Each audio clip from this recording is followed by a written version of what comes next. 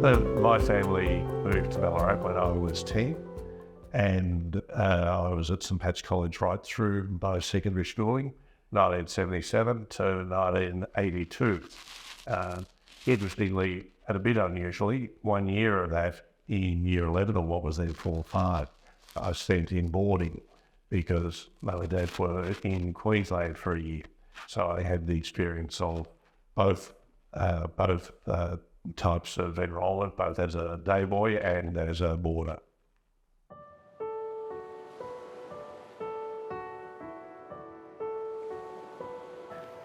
Being identified with St Pat's College is something that always gives a recognition when people hear that. So when I meet people in parishes or on committees or other bishops, people are very aware of St Pat's College in Ballarat and see that as a solid base for education and for me to have come from. So it certainly helps establish a starting point in terms of where you're from.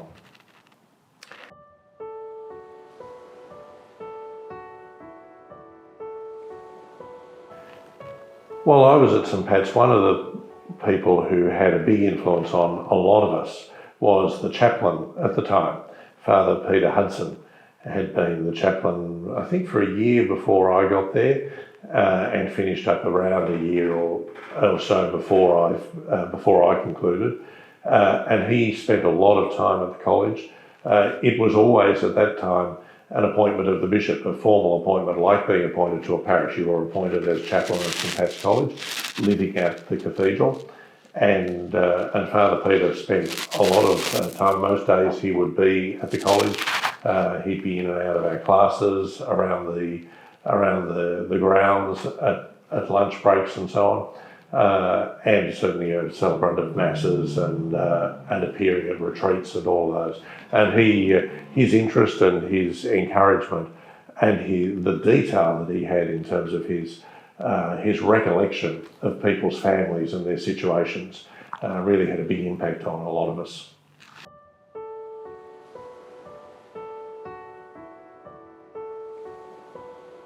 St Pat's College has always been really strongly committed to excellence, whether that's academic or sporting, and that's one of its real strengths, and certainly, especially on the academic front, that would be something that I benefited from a lot. One of the things I've been very impressed about in the time since I left St Pat's is the very strong commitment to education for Aboriginal and Torres Strait Islander students. There's a large cohort there now, and it's clearly a very well-designed and well-supported program to support them in their education. And that's something that's been developed completely since I was there.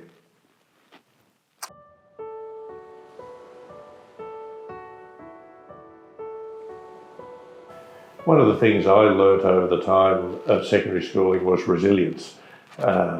It wasn't an easy time. I don't think growing up as a teenager is ever easy.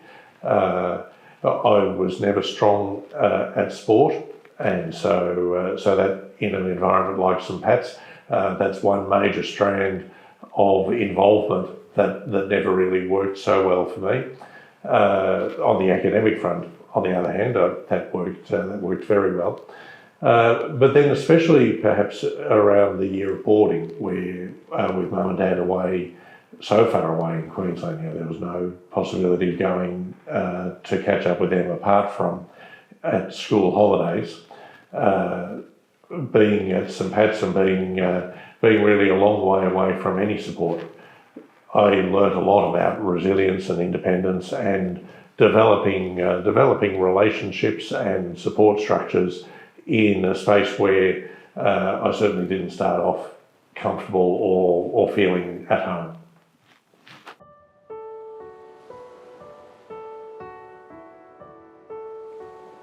No possibility of going to catch up with them apart from at school holidays. Being at St Pat's and being really a long way away from any support, I learnt a lot about resilience and independence and developing relationships and support structures in a space where I certainly didn't start off comfortable or feeling at home.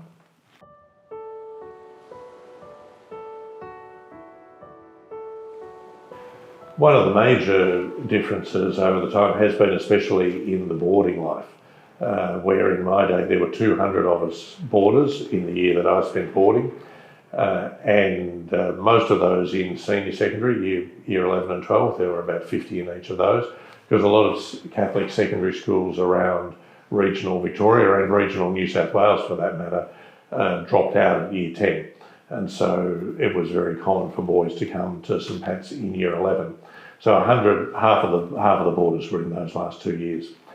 But catering for those numbers is incredibly demanding, both in terms of space, sleeping space apart from anything. So everyone right through to half of year 11, you'd spend in dormitories, and the dormitories had sort of 20, 25 of us just in a big space with the lockers down on the floor below, an enormous operation there. And then half of year 11 and year 12 was in houses, where now that's very much the standard, and it's a very good standard to have too. The other thing related to that, which I really didn't appreciate until I was boarding, and perhaps even a bit beyond that, was the extraordinary demands on the Christian brothers who were there. There was a big community of Christian brothers, and they were relied on not just for teaching, but they ran the whole boarding operation. So they would supervise getting up and breakfasts in the morning for the boarders, then they'd teach all day, they'd again be coaching sports teams in the afternoon, supervise study after dinner, supervise the boarders' meals, and then they'd be on duty and living in most of them. Most of them had bedrooms attached to the houses or the dormitories, so that there were supervisors around right through the time. So it was an extraordinarily demanding life for them, with very little personal space, very little space even for their community life. So that's something that was really very striking once I started to appreciate that, and is very different from the sort of profile of the responsibilities that various teachers and boarding supervisors and so on would have now.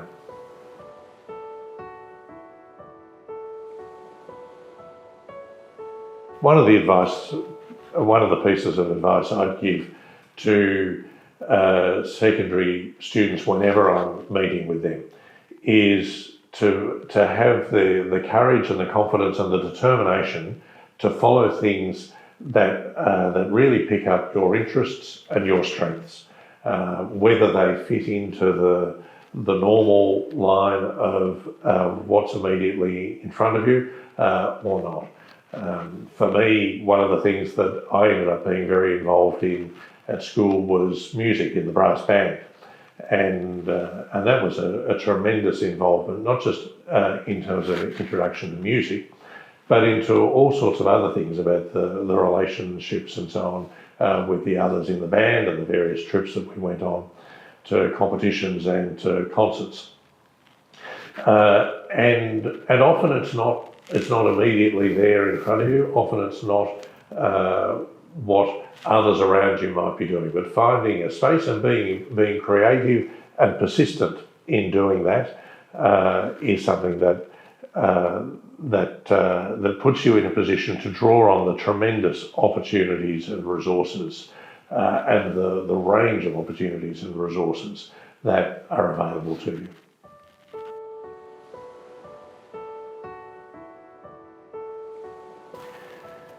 Those Edmund Rice values of compassion, dignity, service and solidarity are really core to the heart of what we propose and offer in Catholic education. That's why we're involved and so committed to Catholic education, is to ensuring that each individual person is recognised, respected and given the opportunity and support to develop fully all of their gifts, including their spiritual life and their relationship not only with each other but their relationship with God, and that we do that with an intentional focus that goes beyond our own immediate needs, but recognises that all people are part of God's creation and are entitled to and evoke a responsibility from us to supporting their growth and development as well.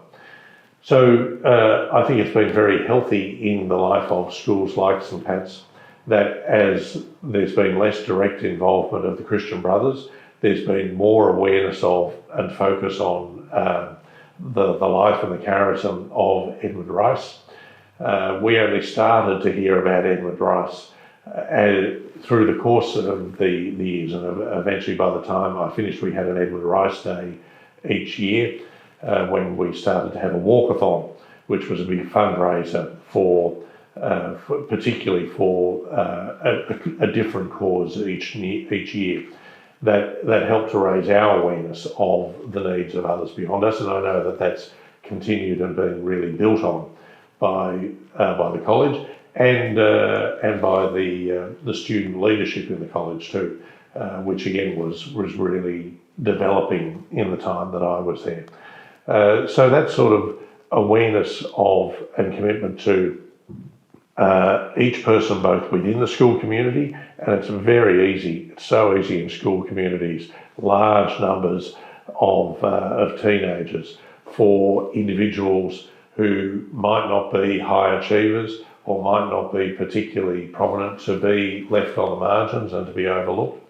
It's really important for the whole school community to be aware of those, with a commitment to those sort of values from Edmund Rice, but also beyond the immediate school community to those both within our own country and beyond.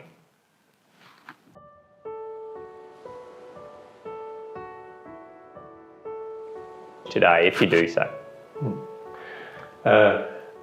After I left school, I maintained a close friendship with a few of the fellows who'd been there with me, and that was tremendously supportive for me as we all moved off into university and life after school, and for me that was in the context of seminary. Since then I wouldn't have had so much contact, but certainly as I've been involved in parishes and other contexts, whenever it comes up that I've been at St Pat's and was with, and I'm with somebody else who shares that, there's an immediate recognition and bond of affection and a starting point in a relationship. So it's whatever the generational differences might be.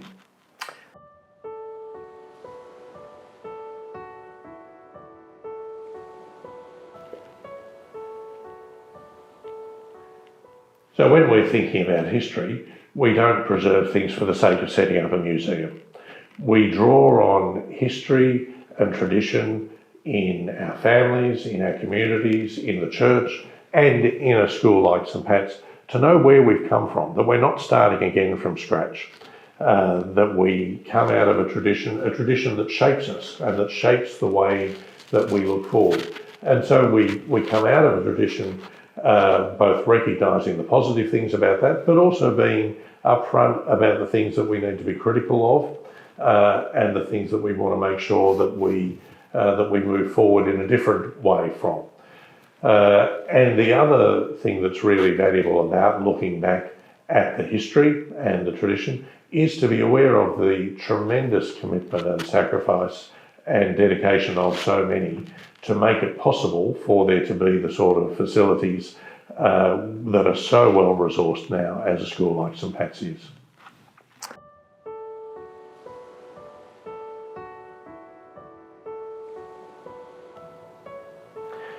One of the enormous challenges for any school, and certainly for a Catholic school, is that we're in a community where the variety of beliefs and values of different people within that community is much more diverse, both because of the varying cultures that people come from, but also because of the different backgrounds that they bring and the diversity of commitment or lack of commitment, lack of interest in religious faith, particularly religious practice.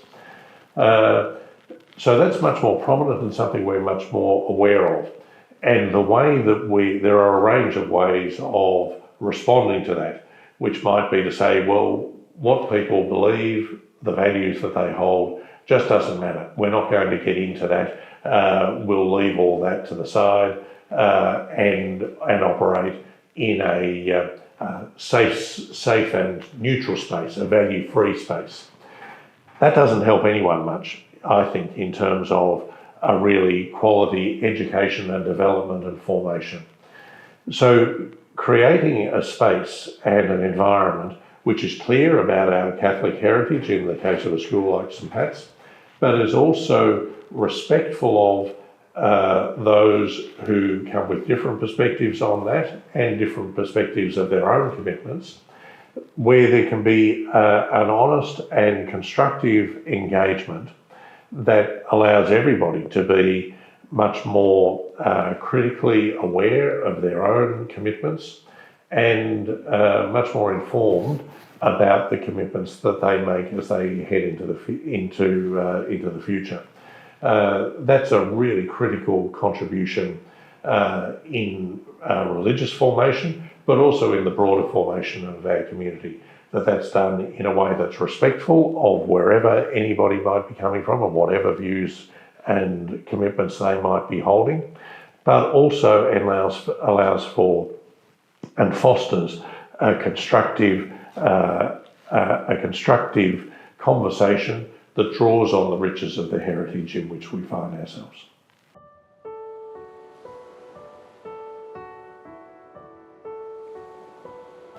All of our schools need to keep on not so much reinventing themselves, but certainly being open to the new demands of our society, the variety of needs that young people bring, and to helping them to develop into people who are ready to go and to take their place in our community and to make a contribution to do that.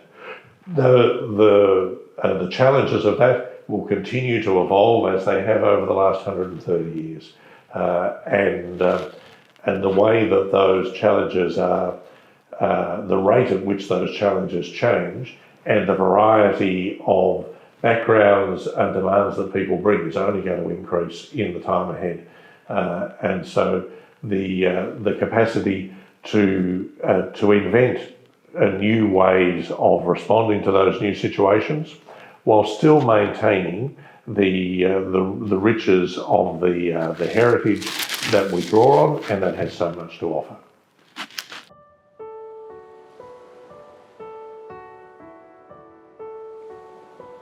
One of the things that, looking back, I think did affect me and in a really positive way about being at St Pat's was the way that the practice of our Catholic faith was almost taken for granted. And taking it for granted, of course, can be a negative thing. But there were some positive things about that too. Things like the way that the retreat program was so strongly embedded in the life of the school at each level, and I know that continues to be the case. And the regular class and college masses. As boarders, we went along with the brothers one day each week to morning mass. And in fact, one of the highlights of the weekends could be very long sometimes. A Ballarat winter day when you were boarding, that could be very long weekends. One of the highlights was the Sunday evening mass with all of the boarders in the chapel there. And one of the other ways in which in a less formal way but deeply embedded practices was that as we turn up at school, for those of us coming in the front gate, it was absolutely the standard practice. Everyone would go into the chapel and stop for a minute or so at the back of the chapel and have a moment of reflection or prayer or whatever people were doing. And that was never talked about. We were never told that was an expectation. I never knew about it until my first day turning up, and the big boys were doing that. And so as a new Form 1 student, well, that's what I did too. That's what we all did. And that continued right through my time there as part of the practice for us as we arrived at school each morning. And that sort of that practice that was clearly acknowledging the spiritual dimension of ourselves and of the school, without pushing anyone into that, or without it needing to be articulated so much. I think that was a really significant thing and a valuable part of the time I spent at St Pat's.